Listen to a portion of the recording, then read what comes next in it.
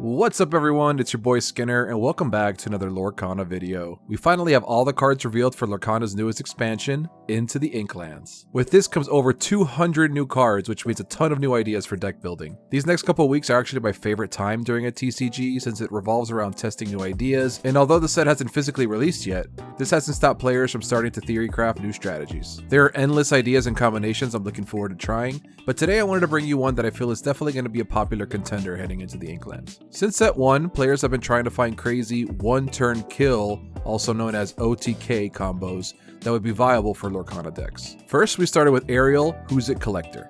The idea was to play enough items where Ariel would get to quest and ready herself enough times to get us to 20 lore in one turn. Unfortunately, although items are pretty good, the strategy was fragile and wasn't able to find a home in competitive decks. With set 2 came a new idea for an OTK deck. This one revolved around having Dr. Facilier in play alongside Madame Mim and Shere Khan. This combo used Mim to play out a LeFou from your hand, which readies the Mim, and then attacking into your opponent's board with LeFou to gain a lore off the Shere Khan, and then bouncing back the LeFou to your hand off the Dr. Facilier, and then repeating this process over and over again. However, the amount of cards needed for this combo, in addition to your opponent needing to have out an exhausted character with resist, was way too Christmas fairy tale land to ever work in an actual game. Now, with Into the Inklands, many players have begun to carefully look for powerful interactions, and needless to say, we found the best and most consistent combo yet. It revolves around playing a Beast Relentless on turn 6, followed by Sheriff of Nottingham and the Bayou location on turn 7. What this allows us to do on turn 7 is move Beast to the Bayou, then by questing with Beast, we could start a chain of gaining 2 lore, drawing a card, discarding a card, and then dealing 1 damage to our opponent's character via the Sheriff, which readies our Beast to do it all over again. Although a 3-card combo may seem tough to pull off, what makes this combo so efficient is that it requires Beast to survive only 1 turn in play. Both Sheriff and Bayou can remain safely in your hand until you're ready to activate the combo. Even if your opponent only has a single 1/3 statted character in play, that's still 8 lore out of the Beast, which can be very powerful. If they have more characters on board, the game will often just end. Now before we start screaming out GG set 3, this combo does struggle against resist since it will not allow us to ready our Beast. Cards like Cogsworth would be very hard to deal with since we cannot target the clock or ping any of his friends while he's in play. That being said, I still expect this combo to be particularly strong going into set 3, as many players have already started forming deck lists around it.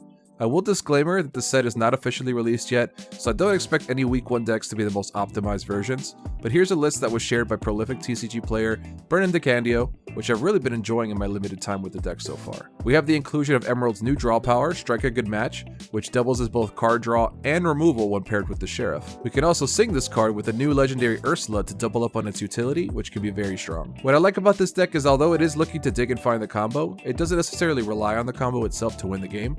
We still have powerful interactions like playing Morph on 2 into Sad Beast on turn 3. Also, with the inclusion of a whole new world, Sheriff could just randomly spit out a bunch of damage for each card you discarded, cleaning up your opponent's board while you draw 7 new cards closer to your combo. Beast Relentless is obviously a standout in the deck as expected.